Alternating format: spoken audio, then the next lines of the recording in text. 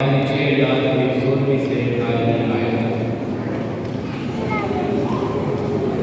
وقت یسوع نے اپنے شاگردوں سے کہا، خبردار، اپنے راستے کے کام لوگوں کے سامنے دکھانے کے لیے نہ کرو، نہیں تو تمہارے باپ کی طرف سے جو آسمان پر ہے تمہیں اجر نہ ملے گا۔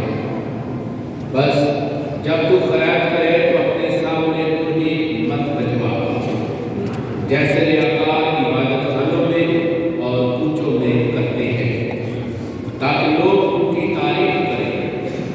میں تم سے سچ کہتا ہوں کہ وہ اپنا اجر پا چکے۔ مگر جب تو خیرات کرے تو جو تیرا دہنا ہاتھ کرتا ہے اسے تیرا بایاں ہاتھ نہ جانے، تاکہ تیری خیرات پوشیدہ رہے اور تیرا باپ جو پوشیدگی میں دیکھتا ہے تجھے بدلہ دے گا۔ اور جب تم دعا کرو تو ریاکاروں کی مانند نہ ہونا، کیونکہ وہ عبادت خانوں میں اور بازاروں کے موڑوں پر کھڑے ہو کر دعا کرنا پسند کرتے ہیں تاکہ لوگ انہیں دیکھیں۔ میں تم سے سچ کہتا ہوں کہ وہ اپنا اجر پا چکے۔